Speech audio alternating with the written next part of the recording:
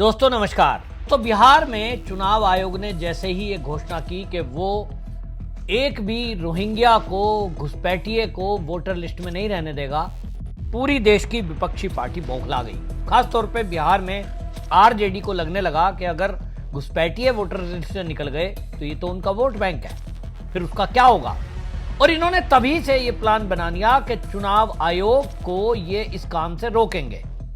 आनंद फानन में कपिल सिब्बल, अभिषेक मनु सिंघवी जैसे वकीलों को लेकर ये सुप्रीम कोर्ट गए, लेकिन सुप्रीम कोर्ट में इनको कोई राहत नहीं मिली। उसके बाद कांग्रेस को साथ लिया और पूरी विपक्षी पार्टी मिलकर देश की संसद और संसद के बाहर धरने और प्रदर्शन करने लगे। जनता का कोई सपोर्ट इनको नहीं मिला, क्योंकि जनता ये देख रही है, जनता ये जान रही है कि ये जो विपक्षी पार्टी हैं ये टोटल यहां घुसपैठियों का साथ दे रहे हैं, घुसपैठियों की वोट के चक्कर में देश का सत्यानाश करने पर तुले हुए हैं, और इसलिए जनता का साथ नहीं मिला। उसके बाद इन्होंने तीसरा हथकंडा अपनाया। तो क्या करें? चुनाव आयोग को बदनाम करें। चुनाव आयोग को पहले से ही कहते रहे हैं कि ईवीएम में गड़बड़ी है साहब, चुनाव बैलेट से होना चाहिए। इसको लेकर चुनाव आयोग ने संज्ञान लिया और सारी राजनीतिक दलों की पार्टियों को इनवाइट किया कि आइए ईवीएम को हैक करके दिखाइए। सारी पार्टी तो नहीं गई, लेकिन कुछ पार्टियों के एक्सपर्ट वहां गए तो उसमें ईवीएम पूरी तरह से पाक साफ निकली, यानी ईवीएम को कोई भी हैक नहीं कर पाया। अब क्या करें? तो चौथा तरीका अपनाया कि अब चुनाव आयोग की जो गहन पुनरीक्षण है बिहार के अंदर, अब इस पर सवाल उठाएंगे। तो सवाल उठाते हुए सुप्रीम कोर्ट तक में भी कपिल सिब्बल ने यह कह दिया, जब केस चल रहा था, कि साहब जो लोग मरे हुए बताए जा रहे हैं, ऐसे 65 लाख लोगों का नाम काट दिया, जिसमें 30 लाख लोग बताए जा रहे हैं कि डेथ हो गई, वो तो साहब जिंदे हैं। इस पर सुप्रीम कोर्ट ने कहा कि यदि आप ये कह रहे हो कि 30 लाख लोग फर्जी नाम काटे गए और वो जिंदे हैं, मात्र 15 लोगों को हमारे सामने प्रस्तुत करो तो हम इस पूरी प्रक्रिया को रिवर्स कर देंगे। देखना होगा अगली तारीख पर ये 15 लोग प्रस्तुत कर पाते हैं कि नहीं। लेकिन इसी बीच तेजस्वी यादव सामने आए और प्रेस कॉन्फ्रेंस करके ये दावा कर दिया कि चुनाव आयोग ने जो वोटर लिस्ट अपलोड की है उसमें उन्हीं का नाम नहीं है, तो वो चुनाव कैसे लड़ेंगे। सोचिए, एक ऐसा व्यक्ति, एक ऐसे परिवार का व्यक्ति, और जो एक ऐसा व्यक्ति जो खुद डिप्टी सीएम रहा हो, कोई भी चुनाव आयोग राज्य का हो, क्या वो ऐसी गलती कर सकता है कि वो एक ऐसे परिवार के वोटर का नाम काट दे, और ऐसे व्यक्ति का जो डिप्टी सीएम रहा हो। गलती से भी गलती हो सकती है, लेकिन कोई इस प्रकार की गलती नहीं कर सकता कि लालू प्रसाद यादव का अगर नौकर का भी बेटा होगा, उनके जो गाड़ी के ड्राइवर होंगे, उनके भी जो बच्चे होंगे, उनके झाड़ू पोछे वाला भी कोई आता होगा या आती होगी, वो सबके नाम बारीकी से लिखे जाएंगे, स्पेलिंग भी चेक करी जाएगी, और वो तब जब चुनाव आयोग पे सवाल उठा रहे हो। तो ऐसी गलती कोई प्रशासन कैसे कर सकता है? इनसे पंगा कौन ले सकता है भाई? चुनाव की प्रक्रिया पर पहले दिन से सवाल उठा रहे हैं, वोटर लिस्ट पर पहले दिन से जो लालू प्रसाद यादव एंड फैमिली सवाल उठा रही है, क्योंकि इनको लग गया कि अब ये सत्ता में नहीं आ सकते, क्योंकि इनका जो फर्जीवाड़ा है वो अब नहीं चलेगा। 65 लाख लोगों के नाम कट गए, जिसमें बड़ी संख्या में घुसपैठिए हैं, तो अब इनका आना सत्ता में नामुमकिन है, बल्कि अब इनकी सीट भी 20 से ऊपर आ जाए तो बहुत समझ होगी, और इसलिए बौखला गए। तो क्या करें? सच तो सामने आ नहीं सकता, क्योंकि चुनाव आयोग पूरी प्रक्रिया को सावधानी से कर रहा है। तो झूठ परोसेंगे, जनता को मूर्ख बनाएंगे और बिहार की जनता को भड़काएंगे। तेजस्वी यादव प्रेस कॉन्फ्रेंस करते हैं और प्रेस कॉन्फ्रेंस करके झूठा दावा करने के लिए, चुनाव आयोग को बदनाम करने के लिए, प्रेस कॉन्फ्रेंस में, भरी प्रेस कॉन्फ्रेंस में इन्होंने प्रोजेक्टर के जरिए एक लैपटॉप को जोड़ा और प्रेस के लोगों को दिखाने की कोशिश की, देखो जी मेरा नाम इसमें नहीं है। अब जो उसमें एपिक नंबर होता है, वोटर कार्ड पर अपना एक नंबर होता है, वो यूनिक नंबर को डाल रहे हैं, लेकिन ये नंबर डाल रहे हैं कोई और। चुनाव आयोग की लिस्ट में चुनाव आयोग पहले ही बता चुका है कि हमने ऐसे 7 लाख नामों को डिलीट किया है जिनकी डबल एंट्री थी। तो सवाल यह है कि क्या तेजस्वी यादव की डबल एंट्री थी? क्या तेजस्वी यादव के पास 2 वोटर कार्ड थे? यदि एक ही था तो उसने वो वाला नंबर क्यों नहीं डाला जो वोटर लिस्ट में मौजूद है?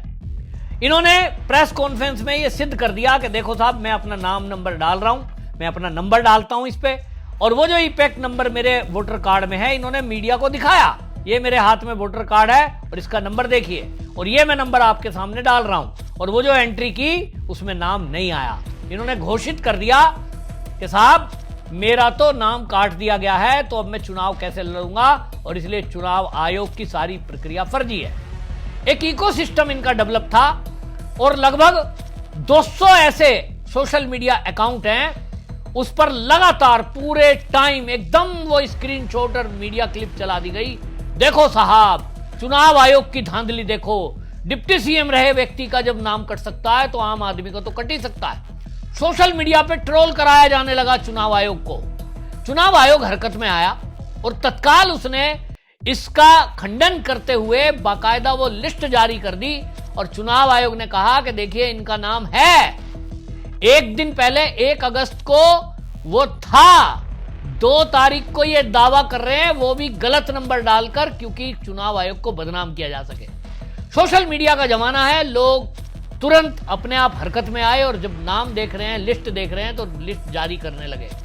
अब इस पर जब तेजस्वी यादव को लग गया कि कुछ गलती हो गई और ये फर्जीवाड़ा इनका नहीं चलेगा, तो फिर दूसरी बात कहने लगे, और दूसरी बात कहते हुए कहते हैं कि साहब पहले तो नाम नहीं था, लेकिन मैंने प्रेस कॉन्फ्रेंस की, तो प्रेस कॉन्फ्रेंस क्योंकि लाइव चल रही थी, चुनाव आयोग भी देख रहा था, उसको लगा बहुत बड़ी गलती हो गई, तो मेरा नाम ऐड कर दिया। तो ये क्या कहते हैं, साला वोटर लिस्ट को व्हाट्सएप ग्रुप की तरह बना दिया है, जैसे ही प्रचलित नेता व्यक्ति का नाम कटे तुरंत जोड़ दो, वहारे भजपिल्ला आयोग। इन्होंने चुनाव आयोग को भजपिल्ला आयोग कहा है, और ये दूसरी वीडियो में चुनाव आयोग को धमका रहे हैं कि हम तुमको छोड़ेंगे नहीं, हम तुमको देख लेंगे, और गर्दन हिलाने की स्टाइल और शरीर को हिलाने की स्टाइल ऐसी जैसे कोई बड़ा गुंडा किसी को धमकाता है। मैं तेजस्वी को गुंडा नहीं कह रहा हूं, लेकिन मैं स्टाइल बता रहा हूं, बॉडी लैंग्वेज उस टाइप की, गर्दन हिलाने की स्टाइल देखिए आपने जब ये धमकाता है, ठीक ऐसे जैसे कोई गली का गुंडा बात कर रहा हो, उस टाइप से चुनाव आयोग को धमकाया जा रहा है। चुनाव आयोग कोई गली का चलता फिरता कोई आदमी नहीं होता है। राज्य चुनाव आयोग का जो चीफ है वो सीनियर आईएएस अधिकारी होता है, एक प्रशासनिक अधिकारी है। और आप देखिए इस तरह से ये आरोप लगा रहे थे, जिसका खुलासा हुआ तो फिर ये कह दिया साहब लिस्ट में बाद में नाम ऐड हुआ है। तो लोगों ने ट्रोल कर रहे थे, लोगों ने खोज करा, और खोज करके एक ने एक्स पर पोस्ट कर दिया कि 1 तारीख में अगस्त में जो ये नंबर डाल रहे हैं वो नंबर तो है ही नहीं इनका। इसका मतलब ये हुआ तेजस्वी यादव के पास 2 वोटर कार्ड हैं, एक वो जो वो मीडिया में दिखा रहे थे, और एक वो जो चुनाव आयोग के पास एंट्री है। तो क्या 2 अगर वोटर कार्ड हैं तो फिर तो सवाल उठता है कि ये तो जुर्म है। आपके पास 2 वोटर कार्ड नहीं हो सकते, 2 जगह आप वोटर नहीं हो सकते, और ये गैर कानूनी है। चुनाव आयोग ने इसको लेकर संज्ञान तुरंत लिया, और फिर चुनाव आयोग ने इसको लेकर के जानकारी डाली, तो भाई फिर तो जो है आप समझ लीजिए हड़कंप मच गया। और इस पर अमित मालवीय भारतीय जनता पार्टी के नेता हैं, आईटी सेल के प्रमुख हैं, उन्होंने तत्काल पूरा डाटा डाल दिया और उन्होंने लिखा एक्स पर, तेजस्वी यादव का नाम दीघा विधानसभा की मतदाता सूची में हमेशा से रहा है, उनका ईपैक नंबर RAB04562228 है। इसी वोटर कार्ड के आधार पर 2015 से 20 विधानसभा चुनाव लड़ा, 2015 से ये बूथ संख्या लिखी, फिर 2020 की लिखी, फिर फरवरी 21 की लिखी, और पूरी डिटेल इन्होंने लिख दी। और फिर वो लिखते हैं कि अचानक से तेजस्वी यादव दूसरा वोटर कार्ड ले आते हैं जिसका नंबर RAB29161120 है। तो ये मतदाता कार्ड कहां से आया? क्या तेजस्वी यादव ने 2 मतदाता कार्ड बनवाए हुए हैं? क्या तेजस्वी यादव ने इसी तरह अपने अन्य सहयोगी और राजद कार्यकर्ताओं को भी 2-2 मतदाता कार्ड बनवाए हैं? आज की प्रेस कॉन्फ्रेंस में चुनाव आयोग पर जिस तरह सवाल उठाए गए और फिर जो तथ्य सामने आ रहे हैं उससे स्पष्ट होता है कि तेजस्वी यादव ने किसी बड़े घोटाले को अंजाम दिया है। इसकी सच्चा गहराई से जांच होनी चाहिए और यदि दोष सिद्ध हो तो कड़ी कार्रवाई भी हो। अब आप सोच लीजिए कि तेजस्वी यादव किस मुसीबत में फंस गए चुनाव आयोग को फंसाते फंसाते। इनको लग रहा था कि ये इस तरह से करेंगे, चुनाव आयोग को बदनाम करेंगे और जो बम फोड़ने की बात राहुल गांधी कर रहे थे कि मैं फोड़ूंगा, शायद इसी तरह के इन्होंने बम इकट्ठे कर रखे हैं। इनको लग रहा था कि पूरे बिहार में रिएक्शन होगा, सुप्रीम कोर्ट में केस चल ही रहा है, जनता को भड़काएंगे और फिर जनता भड़क कर सड़कों पे उतर जाएगी और कहेगी साहब हमारे नेता का नाम काट दिया। लेकिन इनकी पोल पट्टी अमित मालवीय ने ही नहीं, बिहार के डिप्टी सीएम ने भी एक्स पर पोस्ट किया। सम्राट चौधरी ने बाकायदा संकेत कर दिया है कि अब तेजस्वी यादव के पास यदि 2 वोटर कार्ड है, चुनाव आयोग को आदेश हो गया, 2 नंबर सामने है, अगर होगा तो निश्चित समझ लीजिए कि यह गुनाह है, इस पर एफआईआर होगी और इसमें जेल भी है, जेल का प्रावधान है।